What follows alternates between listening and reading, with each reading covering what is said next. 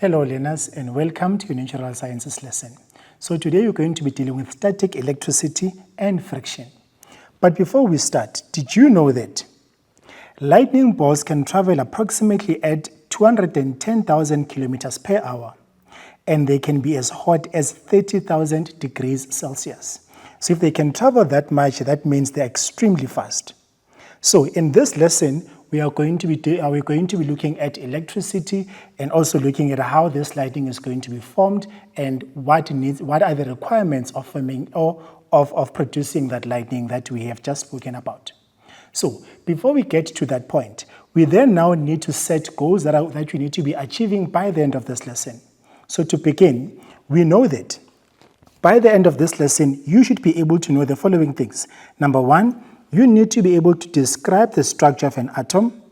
You also need to be able to define static electricity. Also, need to be able to explain how a material becomes electrically charged. And then lastly, I want you to be able to explain friction by the end of this lesson. So in order for us to be able to achieve these goals, we are going to be looking at our main idea being the static electricity and friction. Now, for us to be able now to look at this holistic picture, we're going to break the main idea into small concepts that you're going to be tackling bit by bit. So our first concept is going to be now looking at the structure of an atom. Then after that, we're going to be looking at how do we charge materials or how are materials charged. And then lastly, we're going to be looking at static electricity and friction in more detail. Right. The things that you already know about this lesson are the following. We know by now that atoms are the smallest building blocks of matter.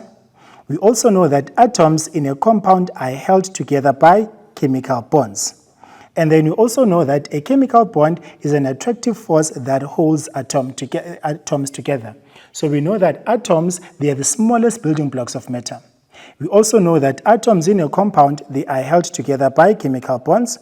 And then lastly, that a chemical bond, it is that attractive force that holds atoms together.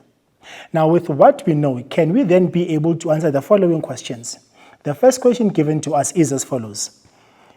We are supposed to answer the following questions about the structure of an atom. So all these questions are based on the structure of an atom. And remember, we're going to be now relying on our memory or what we know in order for us to be able to answer these questions. Question says, what holds the atoms together in a compound? So we know that atoms in a compound, they are held together by chemical bonds.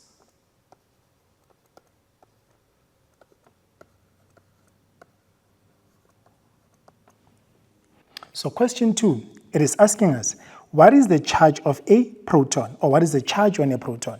We know that we find protons in the nucleus together with the neutrons. So the protons are positively charged, whereas the neutrons, they do not have a charge at all. So therefore, the charge on a proton, it is a positive charge.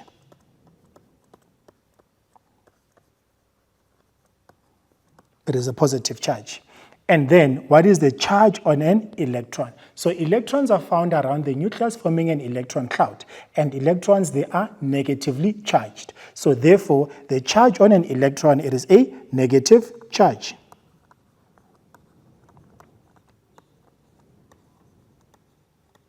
And the next question is asking, what is the charge on a neutron?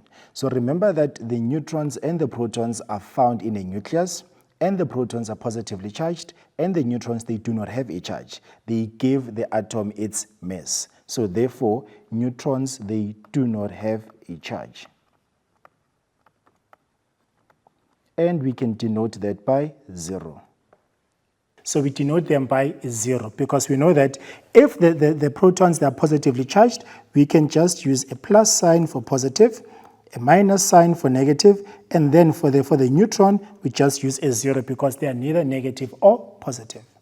So, to better explain what you're going to be going throughout this lesson, there are certain ways that you're going to be using.